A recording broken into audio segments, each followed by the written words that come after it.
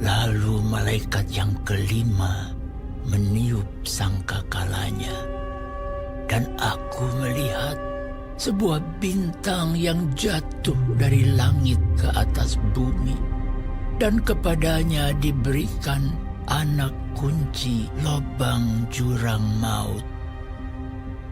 Maka dibukanyalah pintu lobang jurang maut itu. Lalu naiklah asap dari lobang itu, bagaikan asap tanur besar, dan matahari dan angkasa menjadi gelap oleh asap lobang itu. Dan dari asap itu berkeluaranlah belalang-belalang ke atas bumi, dan kepada mereka diberikan kuasa sama seperti kuasa kalajengking-kalajengking di bumi.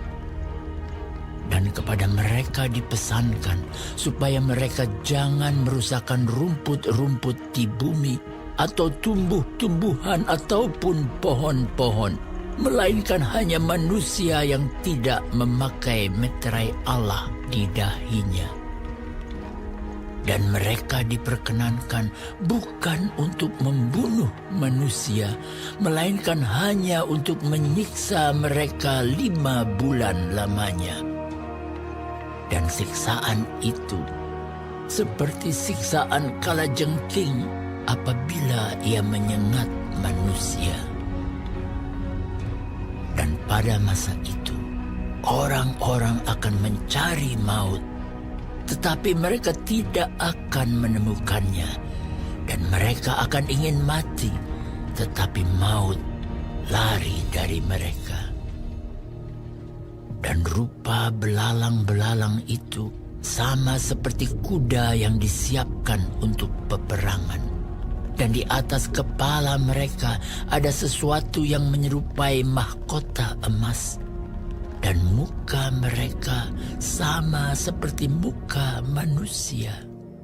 Dan rambut mereka sama seperti rambut perempuan, dan gigi mereka sama seperti gigi singa. Dan dada mereka sama seperti baju zirah, dan bunyi sayap mereka bagaikan bunyi kereta-kereta yang ditarik banyak kuda yang sedang lari ke medan peperangan. Dan ekor mereka sama seperti kalajengking dan ada sengatnya. Dan di dalam ekor mereka itu terdapat kuasa mereka untuk menyakiti manusia 5 bulan lamanya. Dan raja yang memerintah mereka ialah malaikat jurang maut. Namanya dalam bahasa Ibrani ialah Abaddon, dan dalam bahasa Yunani ialah Apollyon. Celaka yang pertama sudah lewat. Sekarang akan menyusul 2 celaka lagi.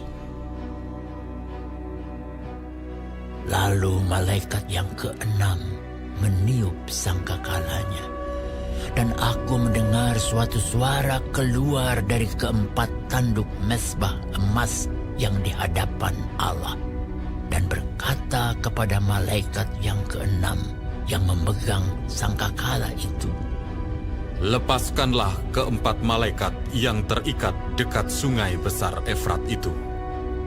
Maka dilepaskanlah ke-4 malaikat yang telah disiapkan bagi jam dan hari, bulan dan tahun, untuk membunuh 1/3 dari umat manusia.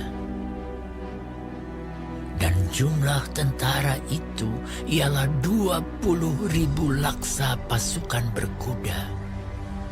Aku mendengar jumlah mereka.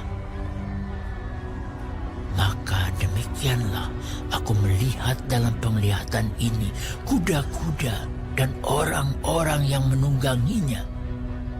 Mereka memakai baju zirah, merah api dan biru, dan kuning belerang warnanya.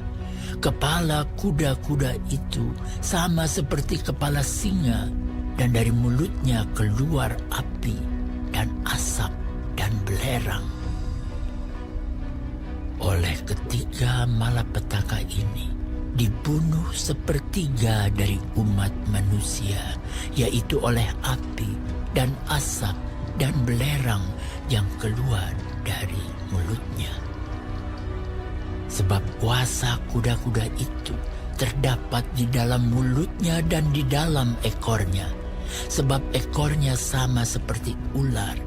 Mereka berkepala, dan dengan kepala mereka itu mereka mendatangkan kerusakan. Tetapi manusia lain yang tidak mati oleh malapetaka itu tidak juga bertobat dari perbuatan tangan mereka.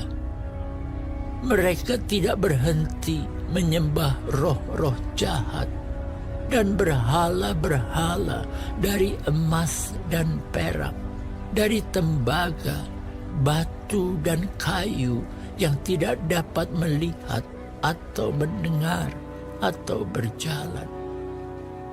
Dan mereka tidak bertobat daripada pembunuhan, sihir, percabulan, dan pencurian.